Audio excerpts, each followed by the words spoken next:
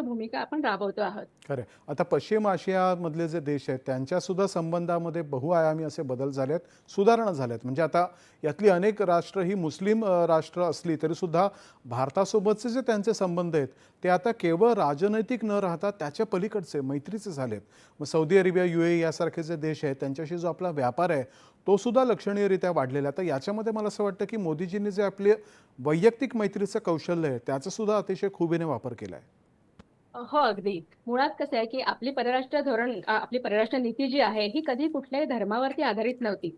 त्यामुळे हे जे देश आहेत, ज्यांच्यामध्ये इस्लाम हा प्रमुख धर्म आहे किंवा काही असे पण देश आहेत, की ज्यांच्यामध्ये ख्रिश्चनिटी आहे. आता इस्रायलसारखा ज्यू राष्ट्र आहे, पण आपण आपलं परराष्ट्रीय धोरण राबवत असताना कधी धर्म हा फॅक्टर महत्त्वाचा मानलेला नाहीये.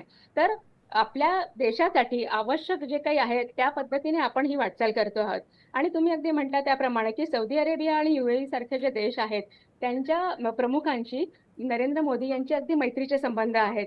सौदी अरेबियासारख्या देशाचे जे प्रमुख आहेत, त्यांच्याविषयी नरेंद्र मोदींनी म्हटलंय, की सौदी अरेबियाचा विकास ज्या पद्धतीने त्यांनी घडवलेला आहे, तो स्वतः मोदींना अतिशय आवडलेला आहे आणि त्यांच्यामध्ये घनिष्ठ मैत्रीचे संबंध प्रस्थापित झालेले आहेत. त्यामुळे सौदी अरेबिया असू देत किंवा UAE असू दे, यात जरी इस्लाम असला किंवा कुठलाही म्हणजे धर्म हा त्याच्यामध्ये फॅक्टर नाहीच आहे मुळात. उलट त्या देशांनी कशा पद्धतीने प्रगती केली आहे, त्या प्रगतीतनं आपल्याला सुद्धा कशा पद्धतीने आपण राष्ट्रहित साधू शकतो, मैत्रीपूर्ण संबंधातनं आपला प्रभाव कसा वाढू शकतो, यालाच त्यांनी महत्त्व दिले आणि अगदी वैयक्तिक त्यांचे संबंध असल्यामुळे ते बायलॅटरल रिलेशन्समध्ये सुद्धा रिफ्लेक्ट होतात. खरं आहे. आणि ही